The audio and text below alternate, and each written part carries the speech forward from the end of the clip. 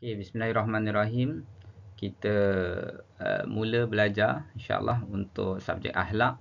Hari ini Muallim akan terangkan berkenaan dengan sifat mahmudah. Okay, apa khabar semua? InsyaAllah kita mulakan dengan Bismillah. Bismillahirrahmanirrahim. Okay, next. Sifat mahmudah.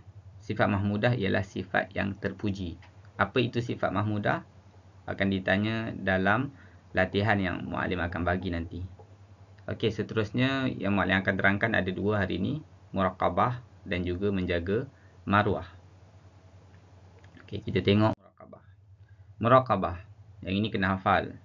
Okey, maksud muraqabah ialah menyedari dan meyakini bahawa Allah Subhanahu Wa Taala sentiasa melihat perbuatan kita. Kita sedar dan kita yakin bahawa Allah SWT sentiasa melihat, mengetahui apa yang kita buat, apa yang terlintas dalam hati kita, apa yang telah kita buat, apa yang sedang kita buat dan apa yang akan kita buat. Itu adalah maksud muraqabah. Muraqabah ni berasal daripada maksud dekat, qarib. Qaraba, qarib. Maksud dia dekat. Jadi kita sentiasa dekat pada Allah, lebih dekat daripada urat leher kita sendiri.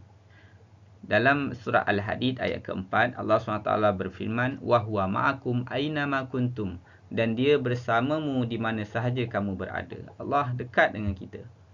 Dan dalam surah Al-Imran ayat kelima, إِنَّ اللَّهَ لَا يَخْفَى عَلَيْهِ شَيْءٍ فِي الْأَرْضِ وَلَا فِي السَّمَاءِ. Sungguhnya, tidak ada satu pun yang tersembunyi di bumi dan juga di langit.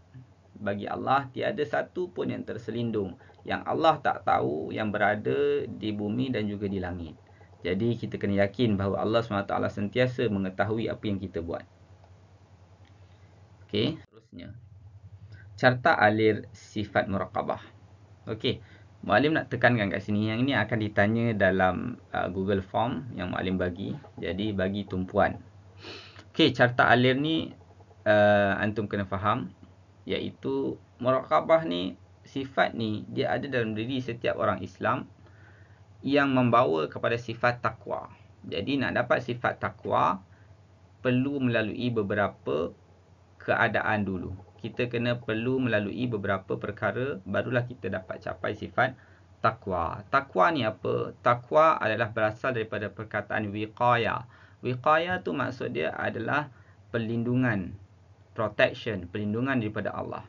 Jadi bila kita ada sifat takwa, Allah SWT akan lindungkan kita daripada perkara-perkara yang tidak elok, daripada perkara yang haram, dan kita sentiasa dijaga oleh Allah SWT dengan melakukan perkara-perkara yang dekatkan diri kita kepada Allah. Jadi mula-mula sekali, carta alir dia mesti bermula dengan kita jaga niat kita.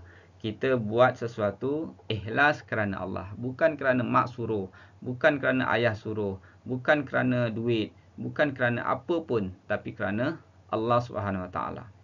Bila kita dah jaga ikhlas kita, maka akan timbul rasa yakin. Yakin apa? Allah mengetahui zahir dan batin kita. Allah mengetahui apa yang di luar kita, dan Allah mengetahui apa yang ada dalam fikiran kita dan juga di dalam hati kita. Maka bila perkara ni ada dalam diri kita, maka muncullah sifat muraqabah. Sifat ini ada dalam diri seorang hamba. Seorang hamba Allah yang benar-benar beriman kepada Allah akan ada sifat muraqabah dalam diri dia. Seterusnya, kendiri sendiri. Kendiri maksud dia diri sendiri buat. Kita kena buat apa? Kita kena muhasabah, nilai setiap perkara yang kita buat, baik atau buruk. Sebelum kita buat sesuatu perkara, kita perlu fikir, apa yang saya buat ni baik ke buruk? Allah suka ke tak? Jadi bila kita dapat amalkan perkara ni melalui pengawalan kendiri kita, maka sifat mahmudah akan terpancar daripada diri kita. Kita tak akan ada intention, kita tak akan ada niat untuk cakap perkara yang buruk. Kita tak akan ada niat untuk lihat perkara yang buruk. Jadi diri kita akan diislah, dibaiki, dan kita akan ada akhlak yang terpuji. Seterusnya, bila kita ada sifat mahmudah dan kita istiqamah dengan perkara tersebut, maka Allah SWT akan letakkan kita di dalam golongan orang yang muttaqin, iaitu orang yang bertakwa kepada Allah Subhanahu Wa Taala. Muncul penjagaan daripada Allah. Allah SWT akan jaga kita daripada perkara-perkara yang buruk di dunia dan juga di akhirat. Seperti mana Allah SWT menjaga para rasul Nabi SAW. Sebab apa? Sebab mereka ada sifat takwa pada Allah SWT. Itulah serba ringkas berkenaan dengan sifat takwa. Okey, seterusnya. Semoga kita semua dapat amalkan. Seterusnya, penilaian dan amalan. Okey, meneliti diri sendiri. Maksud dia muhasabah. Ni ada ditanya dalam Google Form yang Muallim berikan. Meneliti diri sendiri maksud dia muhasabah. Kita kena muhasabah, hisap, kira. Hisap tu kira. Kita kena muhasabah diri sendiri. Kita kena kira diri kita sendiri. Jadi ada dua cara. Meneliti amalan sebelum memulakan. Meneliti amalan sebelum memulakan. Dan juga meneliti amalan semasa melaksanakannya. Yang ini bawah ni tak nak berapa nampak. Jadi ada dua. Meneliti amalan sebelum memulakan dan meneliti amalan semasa melaksanakan. Sebelum memulakan kita kena fikir apa yang saya buat ni baik atau buruk. Allah suka atau tak. Kalau suka kita teruskan. Kalau Allah tak suka kita stop. Kita break. Okey. Seterusnya. Semasa melaksanakannya. Semasa melaksanakannya kita kena jaga niat. Dan kita kena buat sehabis baik. Buat yang terbaik. Bukan buat cincai. Okey. Orang terbaik adalah orang yang melakukan sesuatu dengan cara yang paling baik. Dengan cara yang paling Allah suka. Jadi sebelum dan juga semasa. Okey. Seterusnya beramal kerana Allah SWT. Ini ada dalam buku teks. Dan solat dengan tertib. Orang yang ada sifat muraqabah, dia tak akan solat dengan tergopoh-gapoh. Dia akan solat dengan tertib. Satu persatu. Seterusnya. Sifat yang kedua yang dibincangkan hari ini adalah menjaga maruah diri. Maruah diri juga dikenali sebagai harga diri ataupun kehormatan diri. Setiap orang dia ada harga masing-masing. Ada orang yang harga diri dia mahal.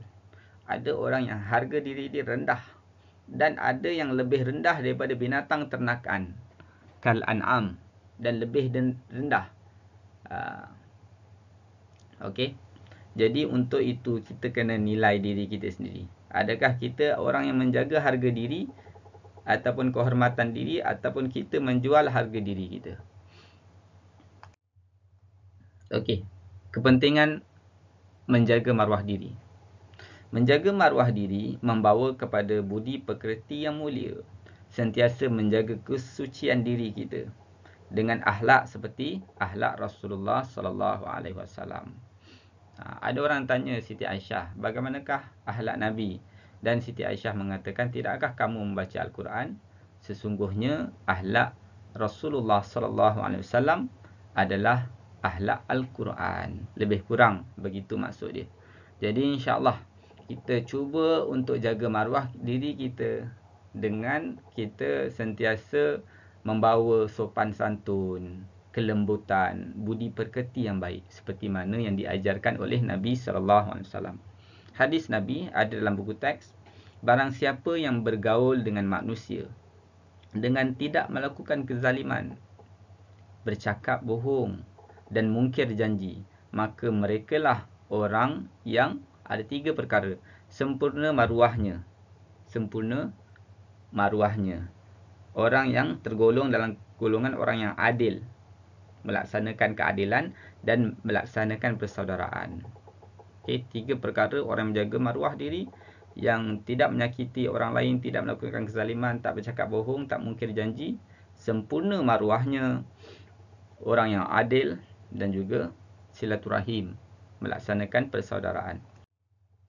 Maruah terbagi kepada dua, maruah diri sendiri dan maruah kepada orang lain. Maruah diri sendiri adalah memelihara diri daripada melakukan perkara yang dilarang, berpegang teguh dengan akhlak Islam. Okey, faedah kepada orang lain. Maruah yang memberi faedah kepada orang lain, kita bagi nasihat, kita bagi dakwah, kita bagi perkara-perkara, ingatkan kepada perkara yang baik.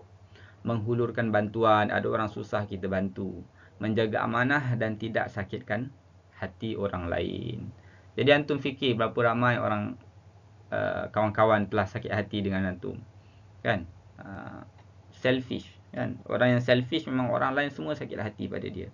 Jadi insya-Allah kita jaga maruah kita, jangan kita sakitkan hati orang lain. Kesan yang menjaga maruah, melahirkan akhlak yang baik, dapat kawal hawa nafsu, dihormati dan disegani oleh orang lain. Umat Islam digeruni oleh orang kafir. Bila orang Islam jaga maruah diri, orang kafir akan takut pada orang Islam. Kesan sebaliknya, kesan tidak menjaga maruah, dibenci Allah.